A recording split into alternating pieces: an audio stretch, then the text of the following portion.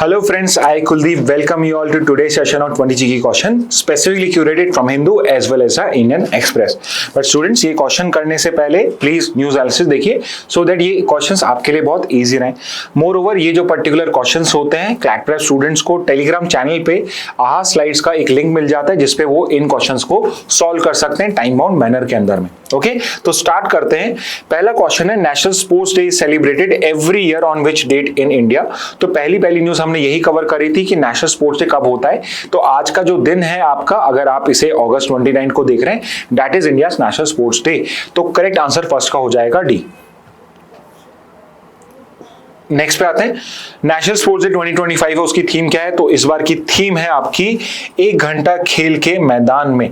तो correct answer 2 का हो जाएगा सी. अब एक चीज ध्यान रखना, हो सकता है ये हिंदी में है आपका और वहां पे उसका लैंग्वेज चेंज करके इंग्लिश में दे दें, तो आपको वो भी अच्छे से समझ में आ जाना चाहिए कि ये मत सोचना कि यार ये तो सब इंग्लिश में है और इस बार क्वेश्चन गलत आ गया. ऐसा नहीं होता है, कई बार क्वेश्चन सही भी हो सकता है. 2 का करेक्ट आंसर सी है. थर्ड पे आते हैं national youth day in India is celebrated every year on which date. तो नेशनल स्पोर्ट्स डे नहीं, नेशनल यूथ डे पूछा गया है और वो आपका सेलिब्रेट किया जाता है on January 12 which is basically the birth anniversary of Swami Vivekananda. Swami Vivekananda का जो बर्थ एनिवर्सरी जनवरी 12 उस दिन हम नेशनल यूथ डे करते हैं. नेक्स्ट क्वेश्चन पे आते हैं. इंडिया और Japan participate in which multilateral exercise with the US and Australia. तो ये एक इंपॉर्टेंट क्वेश्चन है बिकॉज यहाँ पे एक जाइमेक्स भी दिया हुआ है, जापान इंडिया मैरीटाइम एक्सरसाइज. अब यहां पे समझने की बात यह है कि ये भी मैरीटाइम एक्सरसाइज है और मालाबार भी हमारी मैरीटाइम एक्सरसाइज है.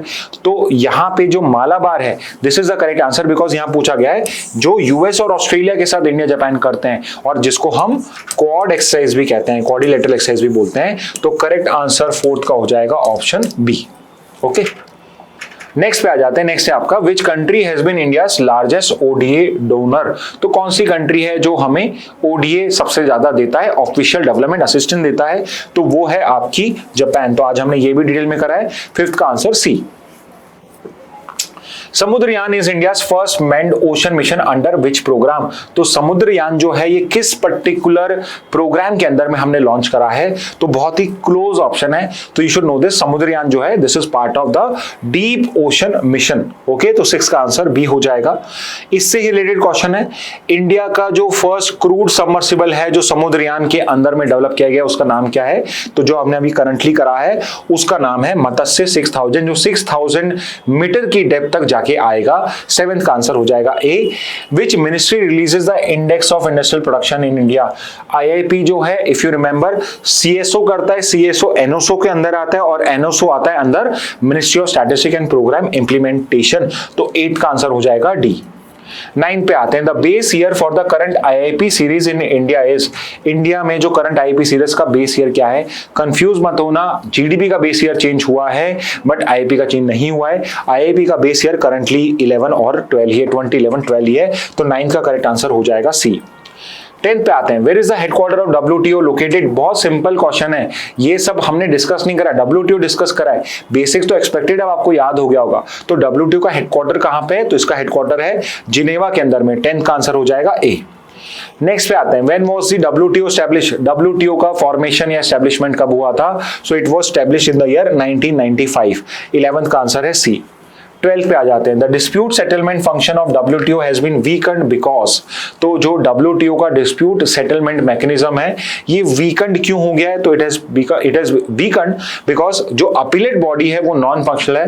बिकॉज अपीलेट बॉडी के मेंबर्स को अपॉइंट करने के लिए जो मेंबर कंट्रीज है उनका रिक्वायर्ड होता है और यूएस वाज वन कंट्री जो यहाँ पे इसको स्टॉल करके बैठा है. ओके तो इसलिए अपीलेट बॉडी जो है वो नॉन फंक्शनल है. 12th का आंसर है correct B. Which organization released the findings of the National Annual Report and Index on Women's Safety or otherwise known as NARI 2025.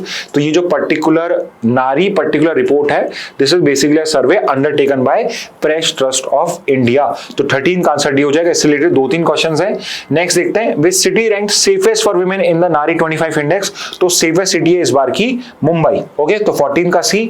और सबसे कम सेफेस्ट सिटीज का पर्टिकुलर अवार्ड या पर्टिकुलर रैंक इसको दिया गया है, तो लीस्ट सेफेस्ट सिटी है इसके अंदर में कोलकाता।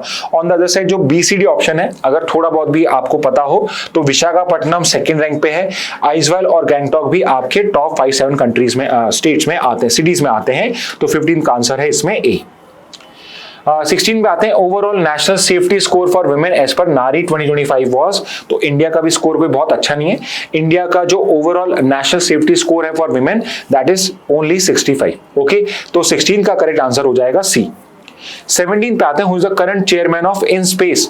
तो जो ऑर्गेनाइजेशन है जो प्राइवेट सेक्टर के साथ कोऑर्डिनेट करता है, प्राइवेट अगर हमें कोई टेक्नोलॉजी को, इसरो की टेक्नोलॉजी को किसी प्राइवेट सेक्टर को बेचना हो तो उसमें इनस्पेस इन्वॉल्व होता है। तो इसका करंट चेयरमैन कौन है? तो इसके करंट चेयरमैन है डॉक्टर पवन गोयनका।